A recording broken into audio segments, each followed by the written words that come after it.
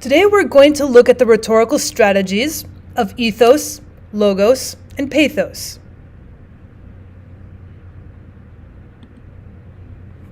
So we need to start by wondering, what is rhetoric? Well, we have a couple of quotes here by Aristotle and Quintilian. The ability in each particular case to see the available means of persuasion would be rhetoric. So we're looking at persuasive cases. Quintilian said, rhetoric is the art of speaking well. So we're also going to define what is a method of formal speaking in order to be persuasive. So why would you want to start off with any of these rhetorics? Well, let's start with ethos. Why ethos? Aristotle says that if we believe that a speaker has a good sense, good moral character, and goodwill, we're inclined to believe what the speaker says. Today we might add that a speaker should also appear to have the appropriate expertise or the authority to speak knowledgeably about the subject matter. Ethos is often the first thing we notice in a speaker, so it creates the first impression that influences how we perceive the rest.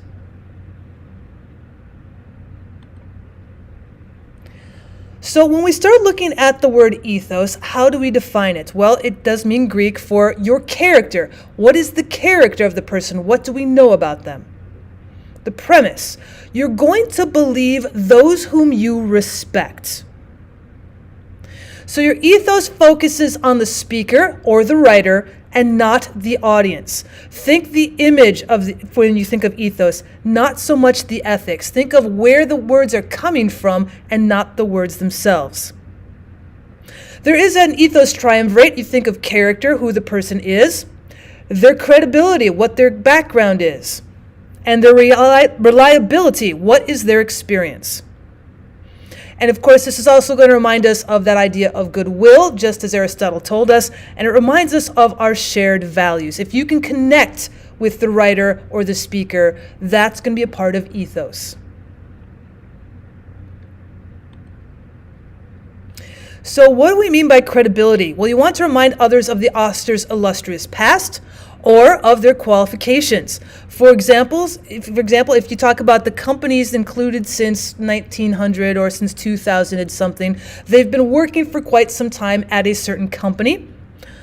Colleges will advertise famous and successful alumni because, again, we're looking at the sense of education. So work credibility, educational credibility, that's part of ethos. So some of the questions you might want to ask when you're considering ethos is, for your character, are you a good person? So if you're going to write about somebody's ethos, maybe, for example, you'd say, I'm a husband, a father, and a taxpayer. I've served faithfully for 20 years on the school board. I deserve your vote for city council. We're looking at the character of the person who is attempting to convince us that they're ready to serve on a school board. Maybe for part of your ethos, you want to look at reliability. You want to ask the question, how does the audience know you'll come through? For example, our OnStar commercials with actual recordings of distress calls, using actual evidence or real-life evidence, that's going to give you a sense of reliability and reality. Now, ethos is an important factor in advertising, both for the commercial products and in politics. For example, when an actor in a pain reliever commercial puts on a doctor's white coat, advertisers are hoping that wearing this coat will give the actor the authority to talk persuasively about medicines. Now, of course, in this particular instance, the actor's ethos is a deceptive illusion, but the character, background, and authority of the speaker or writer can be a legitimate factor in determining whether we find him or her credible.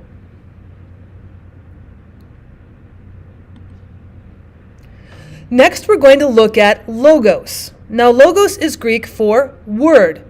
This time, you're going to focus on the argument itself and not the person making it.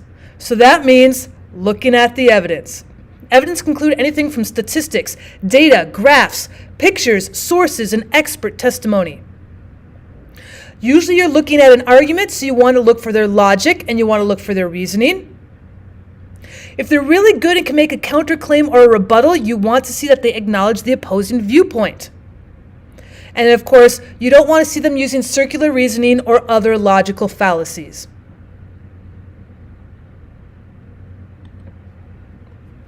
Our last one we have is the word pathos. You've probably seen this part of speech somewhere before. Think of the words apathy, empathy, and sympathy. Other words, feelings. So pathos is Greek for suffering or for experience. Now, what would be appealing to the emotions and the values of the audience would be pathos. Usually this is conveyed through narrative or story. A lot of hot topics might include thinking of the children or animals to make sure that they are being treated well, the elderly and the way that they are respected in society, disadvantaged people who just can't get a break. A lot of times you're going to see a lot of feelings, a lot of pathos put towards those particular topics.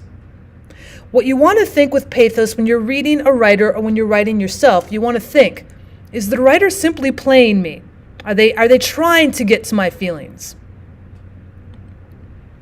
Strategies for pathos. Figurative language is definitely a good key. Using metaphors and similes, alliteration, hyperbole, personification, all the different types of figurative language usually gets an expression across from the abstract into something that people can connect with. A lot of pathos does rely on personal anecdotes or stories. If the writer or the speaker can rely on a story that they can relate to you, you're going to have some feelings. You're going to have pathos being shared. Words with strong connotations or loaded language and vivid description, details, and imagery usually round out the pathos. If they can paint a pretty picture for you, they're going to set up some feelings. So, in summary, when you look at the idea of ethos, you are centering on the speaker. You're looking at the speaker and their background. What is their credibility? Do they have goodwill with the people they're writing to or they're speaking to? What is their expertise in education or in work? And what is their reliability in the topic on hand? Logos is argument-centered. This is the actual words that they are saying. You're looking for their logics or their facts. What kind of data are they giving you? What is their evidence? Pathos is audience-centered. How do we capture the feelings or the emotions of the people listening or reading or watching us? So we have a closing thought. A good argument will use an effective combination of all three appeals. Now, as a reader and as a viewer, pay close attention to how people are trying to persuade you.